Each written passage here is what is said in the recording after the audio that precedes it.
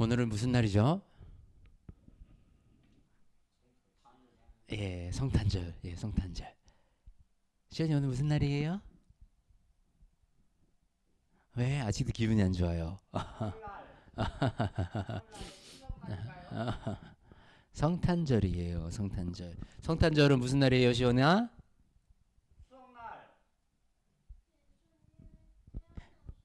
예수님이 태어나신 날. 예. 예수님이 태어나신 날. 오늘 성탄절 기쁜 날이에요. 우리가 근데 이 예수님이 12월 25일 날 정말 태어나셨을까요?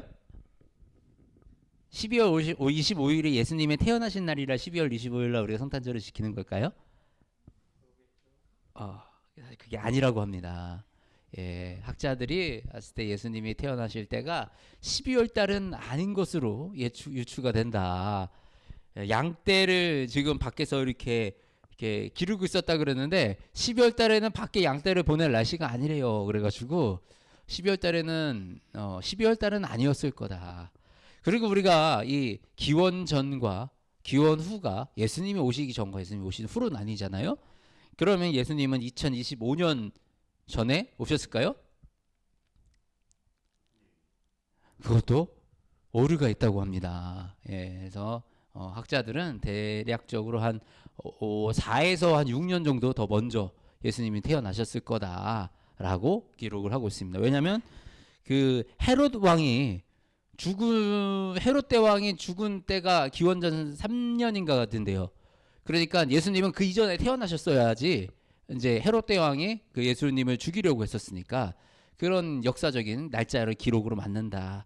이렇게 우리가 이 알고 있는 것들이 조금씩 다를 때가 있습니다.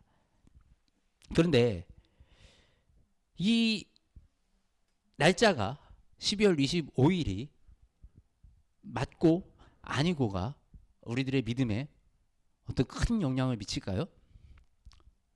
그것이 굉장히 중요한 일일까요?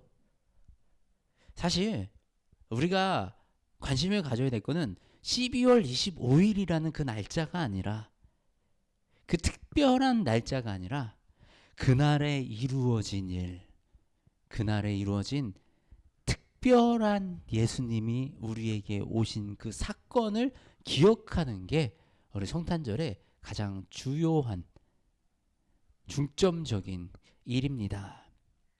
우리가 대부분 다른 신화나 이런 것들을 보면 이 신의 등장은 엄청나게 화려합니다. 뭐 아래서 깨어나기도 하고 뭔가 여러 가지 뭐 하늘에서 딱 떨어지기도 하고 여러 가지 멋있게 영웅적으로 등장을 합니다. 그런데 우리 예수님의 탄생의 모습은 그렇게 화려하지도 그렇게 영웅처럼 나오지도 않았어요. 우리 예수님이 어디서 태어나셨습니까? 베들레헴의 말구유. 여간빵이 없어서 말구유에서 예수님이 태어났다고 기록이 되어 있습니다.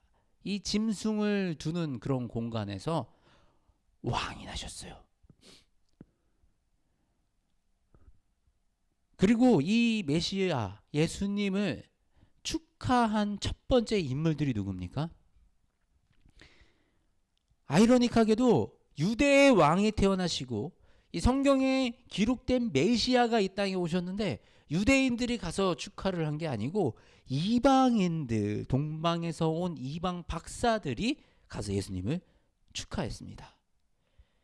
이 상식적으로는 우리 랍비들이나 우리 사두개파나 뭐 바리새인들 이런 분들이 성령님의 이 인도하심으로 제일 먼저 알아가지고 야 우리의 왕이 오신다 미리 준비하고 또 그곳에 찾아가서 예비하고 예표하고 그랬어야 하는 거 아닙니까? 그런데 이 예수님을 처음 맞이한 사람들이 바로 이방 사람, 이방에서 온 동방 박사들이었다는 사실. 이것이 굉장히 큰 의미를 가지고 있습니다. 예수님은 태어나기 이전부터 그리고 태어나실 때부터 이방인들을 향한 우리를 향한 구원의 계획을 가지고 계셨다라는 사실입니다. 예수님은 단지 유대인의 왕이 아니고 우리 이 땅의 왕, 우리 모두의 왕이시라는 그 사실입니다. 우리 성경에서는 이렇게 기록하고 있습니다. 우리 예수님의 태어나신 이 일이 하나님께는 영광이요 땅에서는 하나님이 기뻐하신 사람들 중에 평화로다. 아멘. 하나님께는 영광이요. 예, 영광. 하나님께 영광인데 이 영광은 우리가 생각하는 영광하고는 좀 차이가 있습니다. 이 하나님께 영광이면 이 예수님이 좀 좋은 곳에서 태어나시고 아주 깨끗한 이불과 좀 위생적인 장소 그리고 좀 이렇게 뭐 이렇게 드러낼 만한 뭐 이런 곳에 좀 태어나시고 이래야 우리가 영광스럽다 생각하지 않겠습니까? 우리가 그렇잖아요. 우리가 세상에서 좀 성공해야 내가 하나님께 영광을 돌리는 것 같고 좀 좋은 학교 들어가고 아이들이 공부를 잘하고 좋은 학교 들어가고 좋은 직장에 취업하고 이런 것들이 내가 하나님의 영광이 드러나는 일이라고 우리는 굳게 믿고 있습니다. 그런데 그런 것으로 하나님의 영광이 드러나지 않는다는 거예요.